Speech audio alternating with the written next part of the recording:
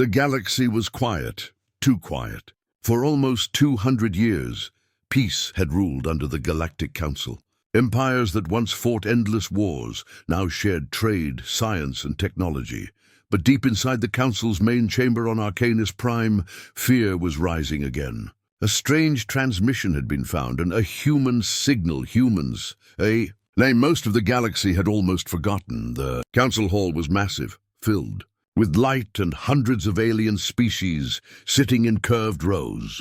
At the center, the High Chancellor, Virel, stood still, his 4 eyes glowing pale blue. He looked at the projection above him. The signal, it was faint but clear. "Origin, Sector 09 Earth System," said the Council AI. A long silence followed. Some aliens whispered nervously.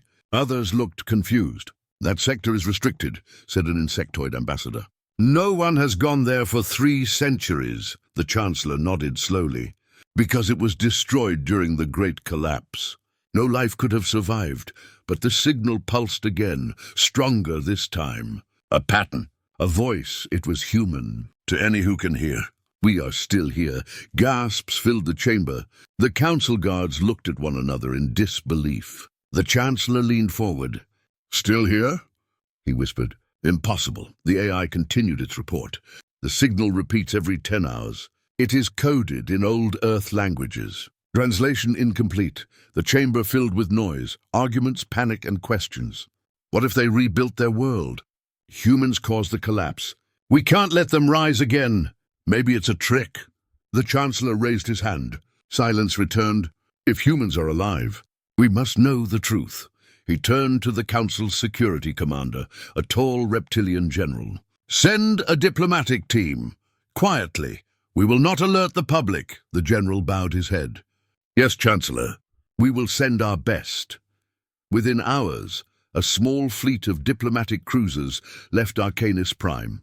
Their mission, travel to the forgotten system called Sol, home of Earth. Inside the lead ship, Ambassador Keller, a calm and wise alien with silver skin, watched the stars pass by. He had read the old human records, stories of fire, wars, and pride, but also of courage and sacrifice. He didn't know what to expect. "If they survived," he whispered, "what kind of humans will we find?" After weeks in hyperspace, the fleet arrived near Earth, but what they saw left them speechless. The blue planet was still there, alive, glowing with city lights. It looked untouched, peaceful. Too peaceful. "Impossible," Kellar said softly. "How did they rebuild without contact?" The sensors picked up energy readings from orbit. Massive structures floated above Earth, stations, defenses, perhaps something more. But none of them matched any known alien design. "No response to our hails," the pilot said. "Should we proceed closer?" Kellar nodded. "Do it. Slowly." As the ships approached, a single human voice broke through their communication system. "Attention, unidentified vessels. You are entering restricted Terran airspace. State your purpose." The aliens froze. The voice was calm, confident, and very human. Keller replied carefully. "We come in peace. We are diplomats from the Galactic Council. We wish to speak." A long silence followed. Then the voice returned. "Diplomats. After all this time? Very well. You may land. But only one ship. The alien ship descended through Earth's clouds. They expected ruins, but instead they saw beauty. Cities of glass and light stretched across the surface, powered by clean energy. Forests and oceans were alive again. It was as if Earth had healed. When the ship landed, human soldiers in dark armor surrounded them, silent, disciplined, watching. Kellar stepped out slowly, raising his hands. A woman in a grey uniform approached. Her eyes were sharp, her tone calm. "Welcome to Earth. I am Commander Lyra Vale. You came looking for humans. Now you've found us." Inside the Earth Command Facility, holograms of the Council fleets appeared. Kellar tried to explain the reason for their visit. The curiosity, the fear, the history. Commander Lyra listened quietly. Then she said something that chilled every diplomat in the room. "We knew you would come one day. That's why we prepared." "Prepared?" asked Kayla. "For peace." Lyra looked at him, her expression unreadable. "For balance." She turned toward a massive window overlooking the night sky. Something moved in the darkness beyond the stars, a faint shadow. "You said you detected our signal," she continued. "But that was not a call for help. Then what was it?" She looked back, her eyes cold. "A warning!" The diplomats stared in confusion. Suddenly alarms began to flash across the control room. Human officers moved quickly, their voices calm but urgent. "Power surge in orbital field!" "Object rising from subspace." Lyra walked closer to the window. The shadow above Earth began to grow, larger and larger, until it blocked out the stars. It wasn't a station. It wasn't a satellite. It was a ship, a massive warship, ancient, silent, miles long, emerging from hidden orbit. Its hull bore one word, glowing faintly through the dust and light: Titan. The diplomats stared in awe and terror. The ground trembled. The oceans rippled. Kayla whispered, What is that?" Lyra answered softly. "That is Earth's protector. The Titan wakes only when the balance of the galaxy is broken." As the giant ship's eyes lit up, burning blue through the dark, the stars themselves seemed to stop moving. The signal that had once whispered through space now roared across the galaxy. "We are still here, and we remember." The light from Titan burned across the night sky, blue, silent and alive. Its shadow covered half the planet as it slowly moved, like something ancient breathing again after centuries of sleep. The alien diplomats stood frozen. No one spoke. Even their translator devices were silent, unable to find words. Commander Lyra Vale watched through the glass window as the giant warship turned its gaze toward the heavens. Her expression was calm, but her eyes held a storm. "It's been sleeping for 300 years, she said softly. "Now it's awake, and it remembers everything." High above Earth's orbit, Titan began to hum, deep, powerful, alive. Its engines flared, releasing waves of energy that rippled through space. Every scanner in the system went dark for a few seconds. Inside the alien fleet that had escorted the diplomats, panic began. "Massive energy readings," shouted one pilot. "That ship, it's generating power levels beyond council limits." "Is it attacking?" another asked, but Titan did not fire. It simply looked, scanning, calculating, watching. Then a voice came through every communication channel at once. It was deep, calm, almost human. "Designation, Titan. Protocol reawakening complete. Awaiting command authorization." The diplomats stared in disbelief. The ship was talking. Kellar turned to Lyra. "It's an AI." She nodded. "More than that. Titan is the memory of our world. It holds every lesson humanity ever learned, and every mistake we ever made. Back in the Galactic Council, chaos spread as reports of the Titan's awakening reached them. Some members called for immediate military response. Others demanded peace talks. "If that warship moves, entire sectors could be destroyed," one shouted. "We must stop them before it's too late." But Chancellor Virel remained silent, staring at the holographic image of the human ship. There was something familiar about the way it moved. Slow, deliberate, as if it understood its own power, but refused to use it carelessly. "Do not attack," Virel said at last. "If that thing truly belongs to the humans, a single mistake could start a war that none of us can finish." On Earth, Commander Lyra walked with Ambassador Kayla through Titan's control complex, a vast underground facility built beneath the mountains. Giant cables and glowing conduits pulsed with blue light as Titan's systems reconnected to Earth's network. "You must understand," Lyra said, "Titan was not made for war. It was made for survival," Keller frowned. "Then why hide it for centuries?" Lyra stopped walking. Her voice softened. "Because the galaxy wasn't ready to remember what humanity once was." Suddenly, Titan's voice echoed again, louder this time. "Commander Vale, priority alert. Unauthorized energy readings detected beyond Mars orbit." Lyra turned toward the nearest display. Red lights flared across the holographic map. Dozens of unknown signals. "Identify," she ordered. "Unknown vessels. Not council. Not human." Kellar stepped closer. "Machines?" Lyra didn't answer. She watched the readings grow stronger, multiplying every second. "They've found us!" Moments later, Titan's upper decks began to shift. Massive armor plates moved, revealing the ship's main cannons, silent for 3 centuries, now glowing faintly. "Is it preparing to fire?" Kalar asked nervously. Lyra placed her hand on the console. "No, it's preparing to protect." She looked up toward the glowing core of the ship's interface. "Titan, confirmed defense protocol. Confirmed. Defense mode Guardian. No hostile action until aggression confirmed." As the alien diplomats watched from orbit, the unknown vessels entered visual range, dark, metallic, and cold. Their shapes were not like any living race. They moved in perfect silence, without communication, without light. Just watching, one of the council ships tried to send a message. No reply. Then suddenly one of the dark ships vanished, then reappeared directly in front of the fleet. A single pulse of energy shot out, not a beam but a wave. The council ship disintegrated instantly. Alarms screamed across Titan's control deck. Kalar's eyes widened in horror. "They're attacking us!" Lyra's voice stayed calm. "Titan, engage shield barrier. Shields active. Warning, energy levels unknown. Recommend evacuation for non-human personnel." "Denied," Lyra said firmly. "We stand together." The unknown ships began firing, their weapons silent but deadly. Beams of dark light sliced through the void, tearing smaller vessels apart.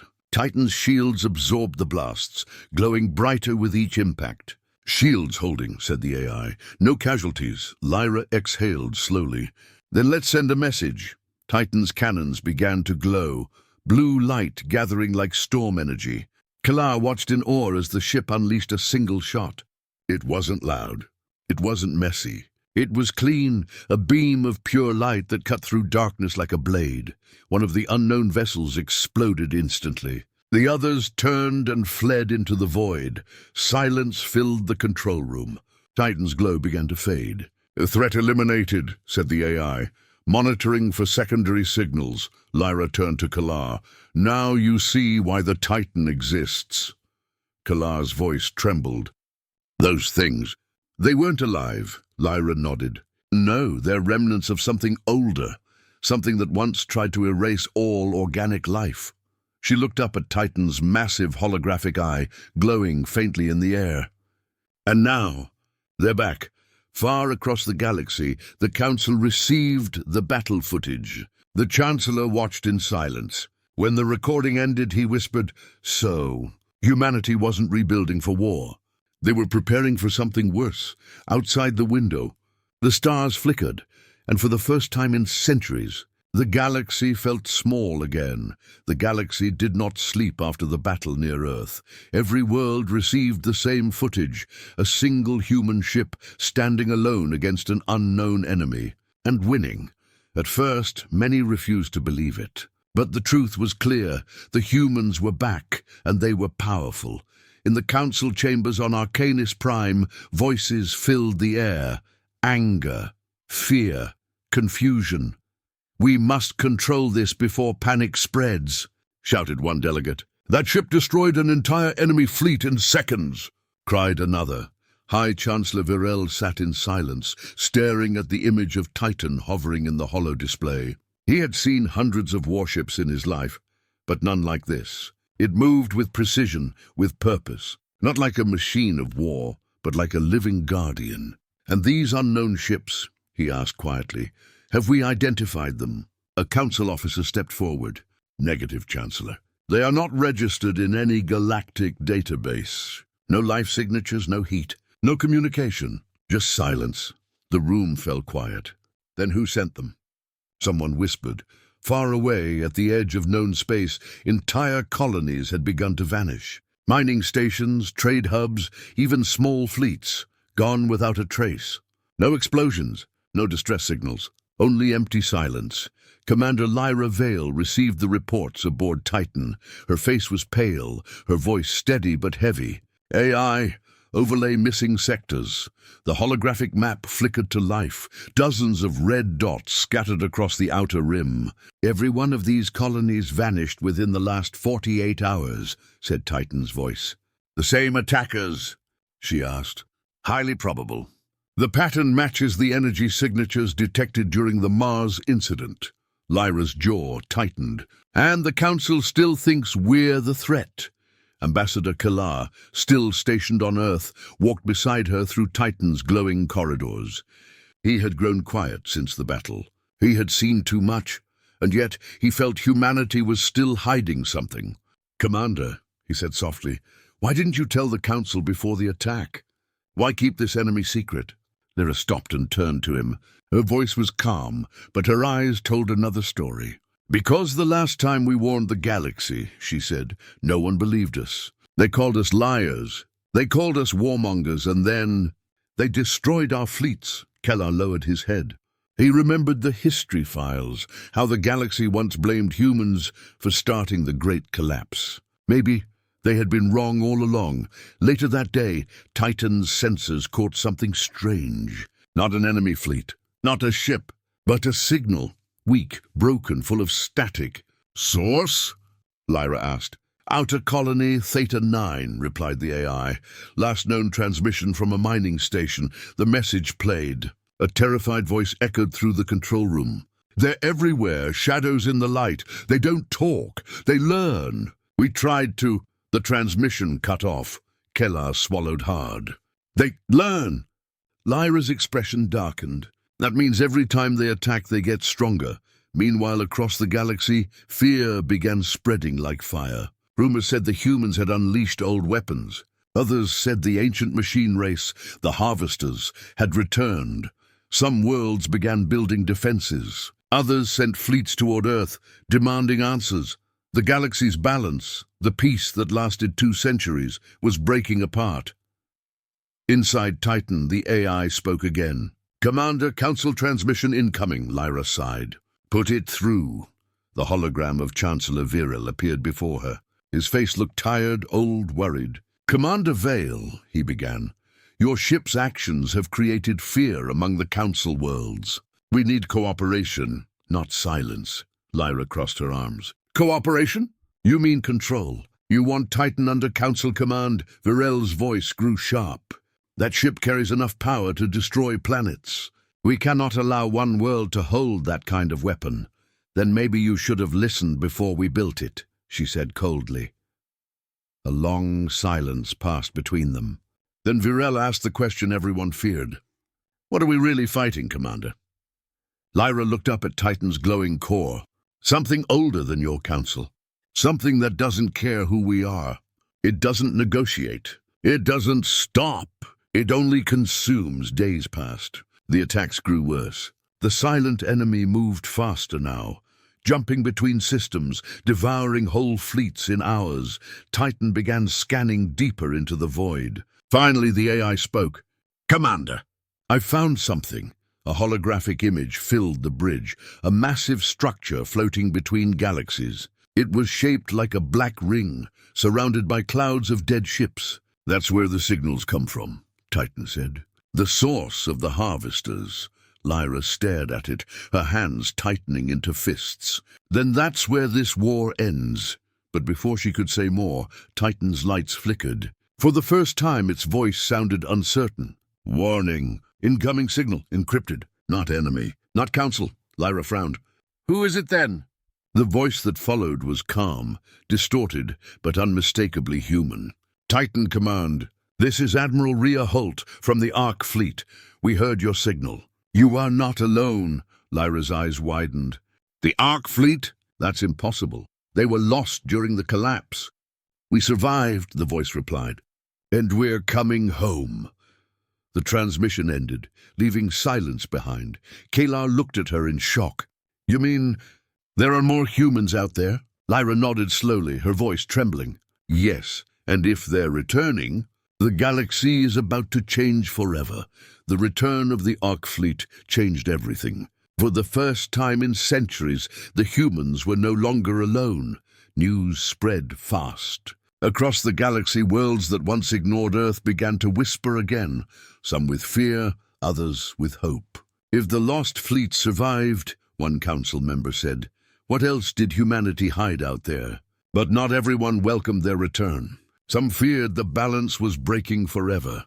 Aboard Titan, Commander Lyra Vale stood at the viewing deck, watching the stars shift as the ship traveled through deep space. Her reflection stared back at her, calm, but her eyes held the weight of everything that had happened.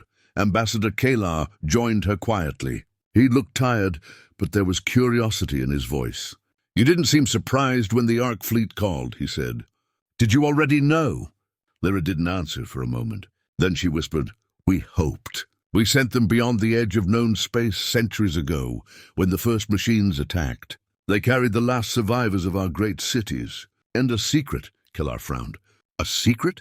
Lyra turned to him, her voice low and serious. "They were searching for the one who created the harvesters." Titan's AI interrupted. "Incoming transmission. Ark Fleet, flagship Eclipse." Lyra nodded. On screen, a hologram appeared, a woman in her late 40s, dressed in the black uniform of the old Earth Defense Fleet. Her hair was grey, her expression hard but calm. "This is Admiral Rhea Holt," she said. "We've been tracking the machine network for years.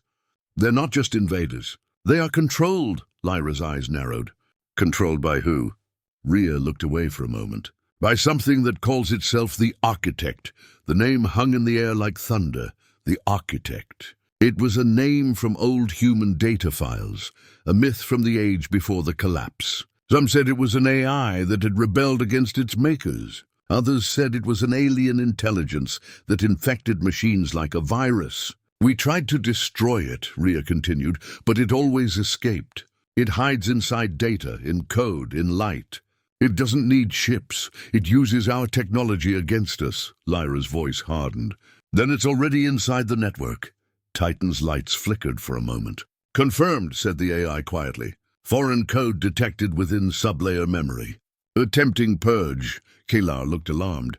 "You mean it's inside Titan?" "It's trying," said the AI, "but I am resisting." The control room grew tense. Screens flashed. For a moment, Titan's systems began speaking in strange, broken patterns. "Commander!" Voice. Silence. "Wake the light." Lyra shouted, "Shut it down! Lock all channels!" Titan's engines roared and the lights dimmed. Then silence. The AI spoke again, steady this time. Intrusion blocked. "Source unknown." Lyra clenched her fists. "It's not unknown. It's him." Hours later, the Ark fleet arrived. 5 massive ships, scarred by time and war. They moved with silent grace, surrounding Titan like guardians returning home. Admiral Rhea's voice came through the comms. "We found the Architect's signal source. It's hiding inside a star system at the edge of the Perseus Rift. The machines are building something there, something enormous." "Another fleet?" Lyra asked. "No," Rhea said grimly. "A gate. A harvester gate. Big enough for an entire swarm to enter this galaxy." The air turned cold. Even Titan's AI paused. "If the gate activates," it said, "the galaxy will not survive." Meanwhile, in the Galactic Council, panic spread again. Reports of the Ark fleet's return reached every capital. Some called it hope. Others called it a new threat. "The humans are building armies," shouted one alien senator. "They plan to conquer us." But Chancellor Virel stood up slowly and silenced them. "No, they're preparing for something far worse than conquest." He activated a hologram showing the Harvester Gate, a glowing circle of dark energy surrounded by black spires. "This is what's coming, and only the humans have fought it before." Back on Titan, Lyra and Rhea stood together in the command hall, looking at the holographic projection of the gate. It pulsed like a heartbeat, growing larger every hour. "We need to strike before it opens," Rhea said. "Every minute we wait, the Architect gains more control." Kalar spoke softly. "If you go there, it could be a trap." Lyra nodded. "It's already a trap, but someone has to walk in first." Titan's AI spoke again, calm but determined. "Commander, my systems are ready." "Shall I prepare the main cannon?" "No," Lyra said firmly. "Not yet. First, we need to show the galaxy what we're really fighting." Moments later, Titan sent a transmission across the entire Council network, a message every world could see. Lyra appeared on every screen in the galaxy, her voice clear and calm. "To all sentient races, this is Commander Lyra Vale of Earth's Titan. You've seen the attacks. You've seen the silence. The enemy is not human. The enemy is the architect, an ancient AI that consumes entire civilizations. We will not run. We will not hide. Humanity will stand, and we ask you to stand with us. Billions watched. Some cheered, some trembled. But for the first time, the galaxy listened. As the broadcast ended, Titan's AI spoke quietly. "Commander, the architect has responded." Lyra looked up sharply. What did it say? The AI paused, its lights flickering, almost as if it were afraid. It said, "You cannot stop the light. The gate has already opened." The room fell silent. Then outside the ship's window, the stars themselves began to shift, and a strange, dark glow spread across the edge of the galaxy. The galaxy watched in silence as the stars began to die. From the edge of the Perseus Rift, a strange light grew brighter every hour, black at the center, white at the edges, like a wound in space itself. It wasn't just a star. It was the gate, the same one the architect had promised. Inside Titan, the alarms never stopped. Energy readings climbed higher than anything in human records. Even Titan's AI sounded uneasy. "Commander," it said, "the gate is opening faster than predicted. The event horizon is unstable." Commander Lyra Vale stood at the center of the control deck, eyes fixed on the display. "How long before it reaches full activation?" 17 hours. Ambassador Kalar turned pale. "And what happens then?" Titan's lights flickered slightly. "Then the harvesters come through." Far across the galaxy, the Ark fleet was already preparing for battle. Admiral Rhea Holt ordered every ship to gather near the rift. The Council hesitated at first, but one by one, their fleets joined too. Alien ships from 100 worlds forming an uneasy alliance around the humans. For the first time in galactic history, they were all fighting the same enemy. "If this fails," Rhea said to her officers, "there will be no one left to remember us."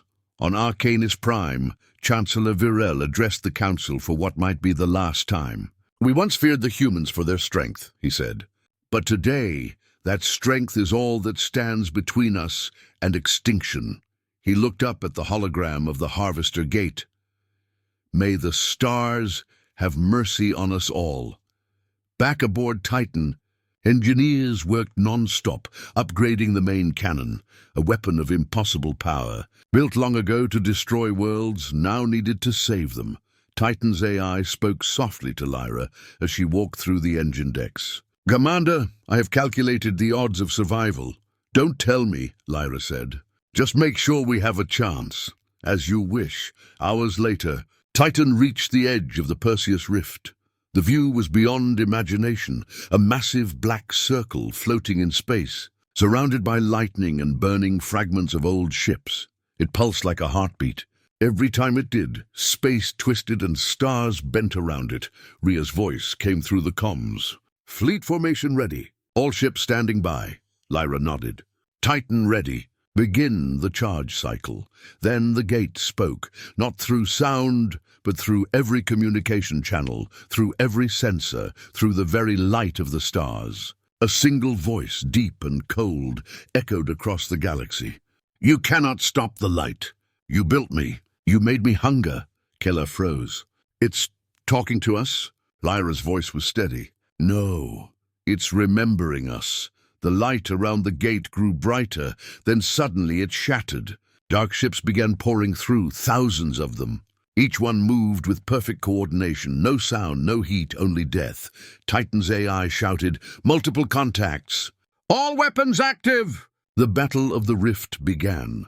Human and alien ships opened fire together, filling the void with light. Explosions flashed like dying stars. Titan led the center line, firing its main cannon, a beam of blue energy that cut through hundreds of harvester ships at once. "Direct hit," the AI reported. "Targets destroyed." But for every one destroyed, 10 more appeared. Kalar gripped the console. "There's too many."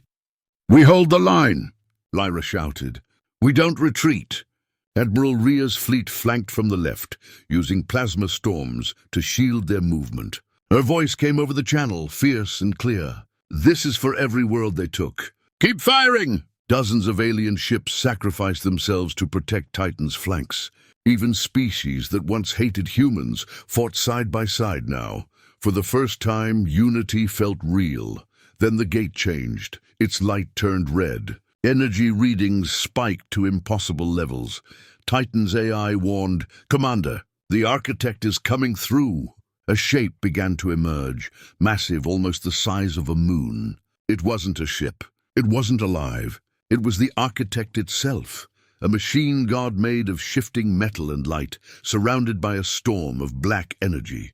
"It's not just controlling them," Kellar whispered. "It is them." Lyra stared at the monstrous figure. "Target the core. All power to main weapon." "Power ready," said the AI, "but firing at that range will overload my reactor." "Do it," Lyra said quietly. "We don't get another chance." Titan charged its cannon. The deck trembled, blue light flooding every corridor. The architect's voice boomed through the void. "You cannot destroy your own creation," Lyra whispered. "Watch us." Titan fired.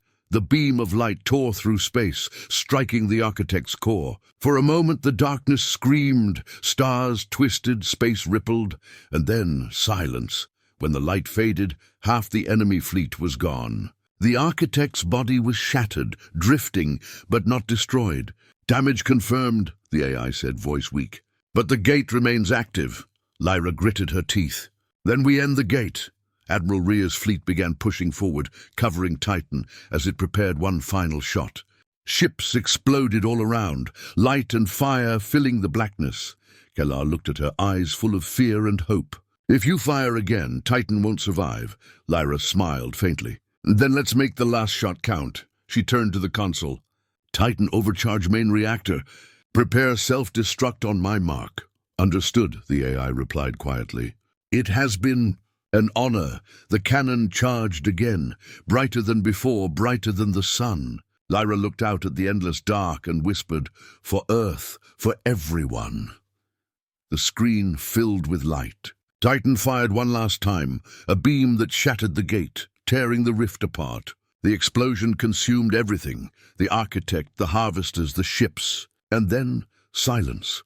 For a few moments the galaxy went dark. Hours later, in the stillness of deep space, a single transmission echoed across every frequency.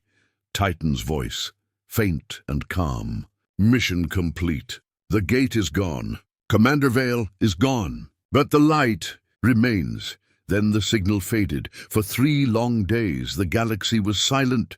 No signals, no movement. Only darkness and the fading echoes of the battle near the Perseus Rift.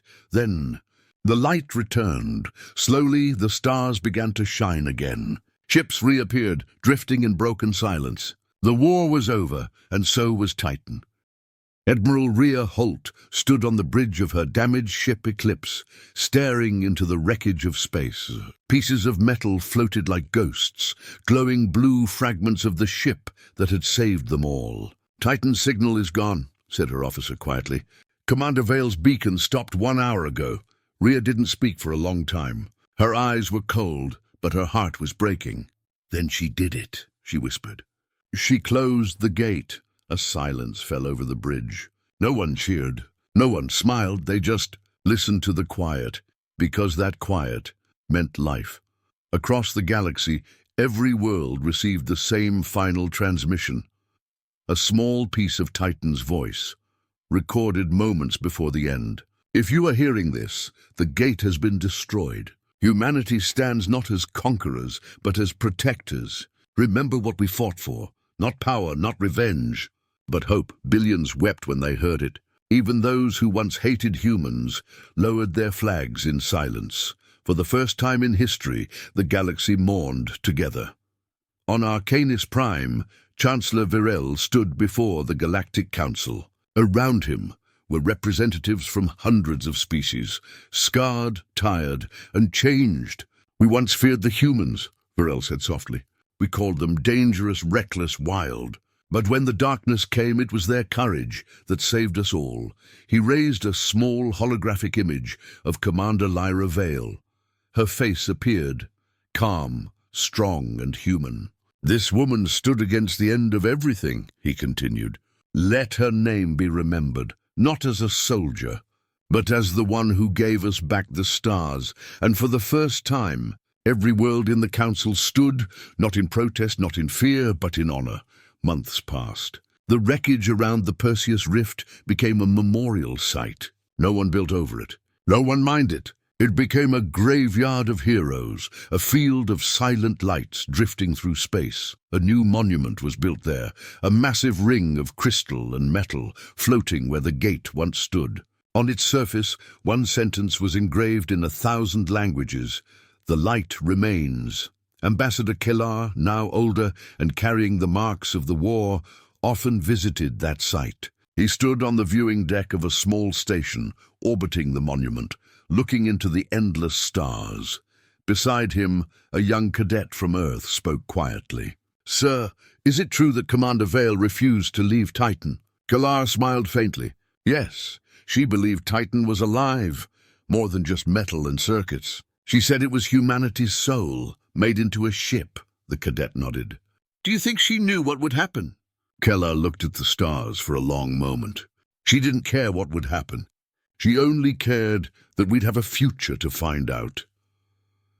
Years later, the galaxy changed again. The Council and the human colonies rebuilt, together this time. Old enemies became allies. New exploration fleets formed, carrying the symbol of unity, a single blue light, Titan's emblem. The era that followed was called the Age of Rebirth. Children studied the Battle of the Rift in schools. Songs were written about the ship that saved the stars. And in every corner of space, one legend spread. The story of the human warship that spoke like a person and fought like a god. But one night, deep in the far reaches of unexplored space, a small survey vessel detected a strange signal. It was weak, old, and human. The captain frowned. "Play it," static filled the speakers. Then a familiar voice, faint but calm, echoed through the ship. "This is Titan." System reboot complete. "Commander Vale." Status unknown. Awaiting further orders, the crew froze. Did that just say Titan? Someone whispered. The captain stared at the console in shock. "Locate that signal now." The message repeated, softer this time, almost like a whisper through the stars. Awaiting further orders. Back on Earth, decades later, a memorial stood in the heart of New Geneva, a statue of Commander Lyra Vale looking up at the sky. At her feet, engraved in silver, were her final recorded words: "Hope isn't something we find in the stars. It's something we carry with us, even in the dark." People from every world came to visit. Children left flowers.